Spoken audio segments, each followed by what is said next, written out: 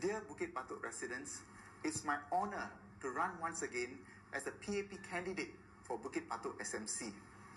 I have in my manifesto laid out my plans to make Bukit Batok a stronger community with a brighter future. We face an uncertainty like never before, arising from the effects of the COVID-19 pandemic. Out of the 26 fatalities in Singapore, one fatality involved a Bukit Batok resident. He was a taxi driver, he was the main breadwinner of his family, and he looked after his grandchild who had special needs. His widow came to me asking for assistance, and that was how we set up the Helping Hands Fund. Through the fund, we helped her, and we intend to help other low-income families as well. In our manifesto, we have other plans. Yes, the government will have to have plans to help all of us. But in Bukit Batok, we need to have a strong community plan to make sure that we retain our shape. It's not enough just to have plans. You need to have the ability to execute it. You need to have the leadership, the people, the resources, and the organizations. And this is where I lay down before you my service in Bukit Batok. I have served for 20 years, of which 4 as your MP. I have forged close bonds with community volunteers, with community partners, and most of all with you. With your support, I'm confident of making these plans a reality. So please, vote PAP, vote for me. Thank you. Dear friends and voters of Bukit Batok, I have repeatedly said that MPs ought to go full-time. Let me explain why. It is not humanly possible for an MP to have a daytime job and at the same time give his full attention to his responsibilities in a constituency.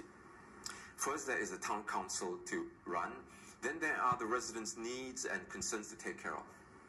On top of that, you have to conduct your homework on proposed bills and speak up in Parliament. I cannot see how someone can handle all these responsibilities on a part-time basis.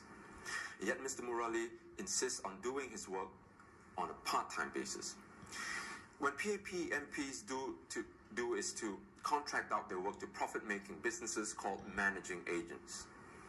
Residents end up paying an extra layer of costs for such agents when the MP was elected to do the work in the first place. It doesn't make sense. What's more, when you do the work on a part-time basis, there is a danger that you will overlook procedures and jeopardize the safety of residents, as it has happened in more than a couple of instances in Bukit Batok. This is not acceptable. If an MP doesn't give his full attention to his responsibilities, dangerous situations are more likely to happen. Now, I'll elaborate this in my online speeches, which I hope you will tune in to watch.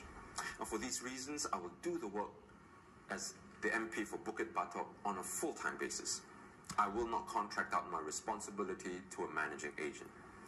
And this will save more costs for residents. And instead, I will personally see to it that only the most qualified and experienced professionals handle the job, and they will directly be answerable to me.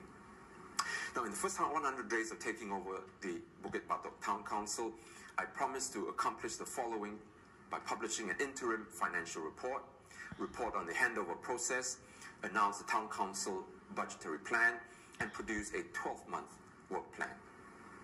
Now, this is to make the running of the estate transparent and accountable, as well as for you to track my performance. As for taking care of the residents' needs, I will, 1, set aside a portion of my MP allowance to fund activities for the elderly. 2, set up a trust fund to assist lower income households in the constituency. And 3, to run enrichment programs for students to help them develop analytical skills so crucial for the future. Again, I will elaborate on these plans in my rally speech online. Please join me then. Now, Bukit Batok needs someone who genuinely cares about their residents and will give his 100% for you. You have that someone in me. Please, vote for me on 10th July. Vote for the SDP. Thank you. Here are the candidates contesting in Bukit Panjang SMC.